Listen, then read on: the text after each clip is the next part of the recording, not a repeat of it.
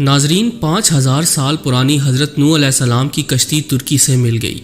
اندر سے ایسا کیا نکلا کہ جسے دیکھ کر ہر کوئی حیران رہ گیا۔ سوال یہ بھی ہے کہ ترکی کے صدر رجب طیب اردوغان نے اس کشتی کو دنیا سے چھپا کر کیوں رکھا؟ آج کی اس قیمتی ویڈیو میں ہم آپ کو کشتی نوح سے متعلق حیران کن حقائق بتلانے جا رہے ہیں، لہٰذا ویڈیو کو شروع سے لے کر آخر تک ضرور دیکھیے گا، اور اگر آپ چینل پر نئے ہیں تو اسے سبسکرائب بھی کر لیجئے۔ تو آئیے چل کر شروع کرتے ہیں۔ دوستو، قرآن مجید میں اللہ تعالیٰ نے جن قوموں کا تذکرہ کیا ہے ان کے آثار آج بھی دنیا میں موجود ہیں۔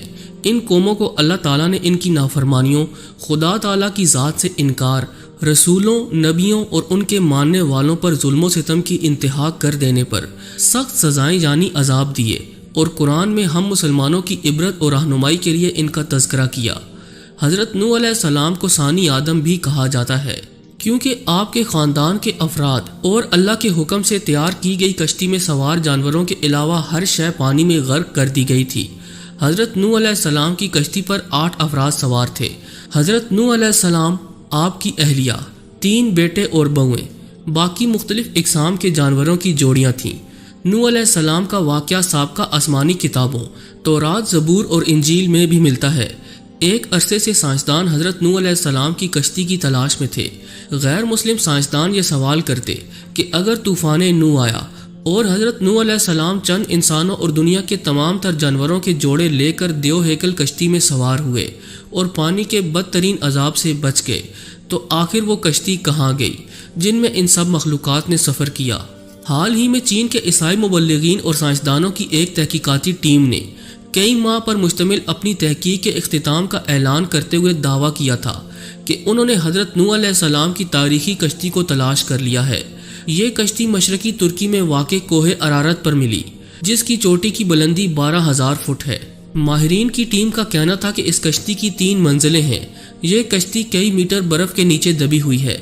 گزشتہ 200 برسوں سے 1 درجن سے زیادہ ٹیمیں حضرت نوح علیہ السلام کی کشتی کو تلاش کر رہی تھیں، جن کے بارے میں قرآن پاک میں آتا ہے کہ وہ جودی نامی پہاڑی کی چوٹی سے ٹکرا کر رک گئی تھی۔ ناظرین، چین کے ماہرین کی اس رپورٹ کو امریکی سائنسدانوں نے ماننے سے انکار کر دیا۔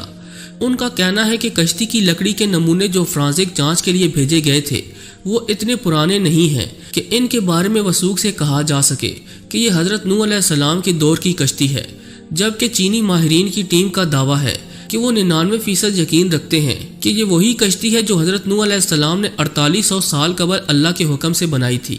ماہرین کا کہنا ہے کہ اس کشتی کی 3 منزلیں ہیں اور اس میں کئی بڑے بڑے کمرے بھی ہیں، اور ان کمروں میں لکڑی کے ستون ہیں۔ عرب اخبارات نے بھی اس ضمن میں سوال اٹھائے تھے کہ کیا واقعی یہ حضرت نوح علیہ السلام کی کشتی ہے؟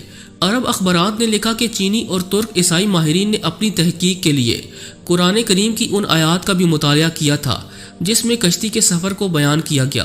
ماہرین کا کہنا ہے کہ کشتی کے ٹھہرنے کے جس مقام کی نشاندہی کی گئی وہ سائنسدانوں کو کوہ ارارات کی طرف لے جاتی ہے۔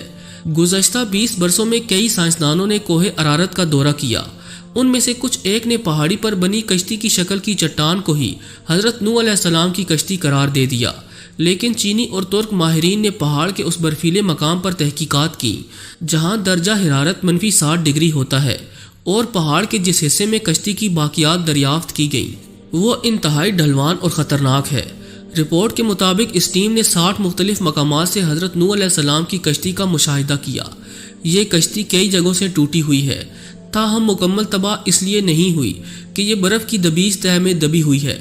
کشتی ٹوٹی ہوئی ہونے کی وجہ سے ماہرین اس کے اندر جا سکے۔ ناظرین گرامی، چینی ماہر وینگ چینگ نے باضابطہ ایک پریس کانفرنس منعقد کر کے اپنی تحقیق سے آگاہ کیا۔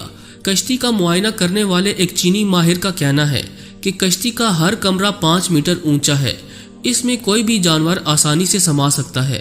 چینی ماہرین نے ریڈیو کاربن ٹیکنالوجی سے کشتی کے ٹکڑوں کا مشاہدہ کیا اور دعویٰ کیا کہ یہ 4800 سال پرانی ہے۔ کشتی میں کئی صندوق بھی ملے، لیکن چینی ماہرین ان کو کھول نہیں پائے۔ ماہرین ایک مرتبہ پھر سے جدید آلات اور ایکس رے مشینوں کے ذریعے کوہ ارارات کا تفصیلی دورہ کرنے والے ہیں تاکہ تمام رازوں سے پردہ ہٹانے کے علاوہ امریکی سائنسدانوں کے سوالات کا جواب دے سکیں۔ حضرت نوح علیہ السلام کی کشتی دریافت کرنے کا دعویٰ نیا نہیں ہے۔ دوسری جنگ عظیم میں لیونارڈ نامی برطانوی فوجی لڑائی میں حصہ لینے عراق گیا تھا، لیونارڈ کو تاریخ اور آثار قدیمہ میں کافی دلچسپی تھی، اس لیے اس نے عراق کے بازاروں میں مختلف آثار قدیمہ کی اشیاء خریدنا اور جمع کرنا شروع کر دی۔ جب وہ چل بسا تو اس کے بیٹے سائمس کے حصے میں یہ اشیاء آئیں۔ اس نے یہ اشیاء برطانیہ کے میوزیم کے حوالے کر دیں۔ برٹش میوزیم سے وابستہ ماہر آثار قدیمہ اروننگ فنکل نے ان اشیاء کا معائنہ کیا۔ ان اشیاء میں سے ایک تختی بھی ملی جس پر قدیم اشوری زبان میں کچھ لکھا تھا۔ سخت مٹی سے بنی اس تختی پر لکھی عبارت کا جب انہوں نے ترجمہ کیا تو وہ حیران رہ گئے، کیونکہ تختی پر درج تھا کہ جب انسانوں کے گناہ بڑھ گئے تو خدا ان سے ناراض ہو گیا اور پھر اس نے گناہگاروں کو پانی میں ڈبونے کا فیصلہ کیا۔ تب فرشتوں نے وادی دجلہ اور فرات میں آباد ایک نیک انسان حضرت نوح علیہ السلام تک خدا کا یہ پیام پہنچایا کہ وہ ایک کشتی تیار کریں اور اس میں نیک لوگوں کے علاوہ تمام جانداروں کا ایک ایک جوڑا بھی سوار کر لیں۔ اس تختی میں کشتی کو اتنا بڑا بتایا گیا کہ وہ فٹ بال کے ایک اسٹیڈیم کے برابر تھی۔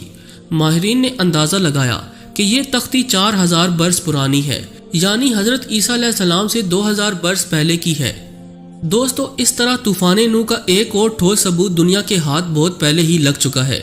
عام طور پر مذہب خصوصاً اسلام کے منکرین ان واقعات کو افسانوی قصے قرار دیتے ہیں۔ یہ تمام ثبوت ان کی آنکھیں کھولنے کے لیے کافی ہیں۔ اس تختی پر یہ بھی لکھا ہے کہ حضرت نوح علیہ السلام کی کشتی آج کل کی کشتیوں کی طرح لمبی نہیں تھی، بلکہ بیضوی یعنی انڈے نما تھی۔ اس زمانے میں دجلہ اور فرات میں اسی طرز کی کشتیاں چلتی تھیں۔ کشتی کے ٹھہرنے کے مقام کے بارے میں قرآن مجید کی سورۃ الہود کی آیت نمبر 44 میں بتایا گیا کہ وہ ایک بلند مقام جودی پر جا کر رکی تھی۔ عراق اور شام کے قدیم باشندے بابل کے دور میں یہ سمجھتے تھے کہ حضرت نوح علیہ السلام کی کشتی کوہ کردہ پر ٹھہری تھی۔ یہ مشہور پہاڑ جزیرہ ابن عمر کے قریب واقع ہے۔ یہ مقام بھی اب ترکی کے حصے میں ہے، تاہم عراق کی سرحد اس سے متصل ہے۔ مسلم تاریخ دانوں نے کوہ کردہ کو ہی حضرت نوح علیہ السلام کی کشتی کے ٹھہراؤ کا مقام قرار دیا، اسی لیے یہ پہاڑ مسلمانوں میں کوہ جودی کے نام سے مشہور ہو گیا۔ تاہم عیسائی مبلغین کا کہنا ہے کہ کشتی کوہ ارارت پر جا کر رکی تھی اور یہ پہاڑ آرمینیا اور ترکی کی سرحد پر ہے۔ حضرت نوح علیہ السلام کو ثانی آدم کے علاوہ شیخ الانبیاء کا خطاب بھی عطا ہوا، کیونکہ آپ وہ پہلے پیغمبر ہیں جو انسانیت کی طرف بھیجے گئے۔ قرآن پاک میں حضرت نوح علیہ السلام کا نام 73 مرتبہ آیا ہے۔ ان کی عمر 900 برس تھی۔ نبیوں میں آپ سب سے طویل العمر ہوئے۔ حضرت نوح علیہ السلام موجودہ عراق میں آباد ایک قوم کے پاس نبی بنا کر بھیجے گئے تھے۔ جب بہت واعظ اور نصیحت کے باوجود بھی قوم نے سرکشی نہ چھوڑی تو اللہ تعالیٰ سے آپ نے اپنی قوم کے لیے عذاب مانگا۔ اللہ نے آپ کو ایک کشتی بنانے کا حکم دیا۔ 2 سال کی مدت میں کشتی تیار ہوئی، جس کی لمبائی 300 گز اور چوڑائی 50 گز جبکہ اونچائی 30 گز تھی۔ جب عذاب آیا تو آسمان سے مسلسل بارش ہونے لگی اور زمین سے چشمے ابلنے لگے، ہر شے پانی میں غرق ہو گئی۔ حضرت نوح علیہ السلام کی کشتی 6 ماہ 8 دن پانی پر تیرتی رہی اور 10 محرم کو کوہ جودی پر جا کر ٹھہر گئی۔ کئی دن تک پانی اترتا رہا۔ اس کے بعد جب خشکی پیدا ہوئی تو حضرت نوح علیہ السلام نے خسران شہر کو بسایا اور ایک مسجد بنائی جس کا نام سمانین تھا۔ حضرت نوح علیہ السلام طوفان کے بعد صرف 60 برس زندہ رہے۔ ان کا مزار آج بھی لبنان میں موجود ہے۔ جی تو دوستو، ہمیں پوری امید ہے کہ آج کی یہ ویڈیو آپ کو بے حد پسند آئی ہوگی۔ اگر ویڈیو اچھی لگی ہو تو اسے لائک کرتے ہوئے دیگر دوستوں سے شیئر بھی کر دیجیے گا۔ ایسی ہی انفارمیٹیو ویڈیوز دیکھنے کے لیے ہمارے چینل کو سبسکرائب بھی کر لیجیے۔ آج کے لیے بس اتنا ہی۔ اگلی ویڈیو تک کے لیے اللہ نگہبان۔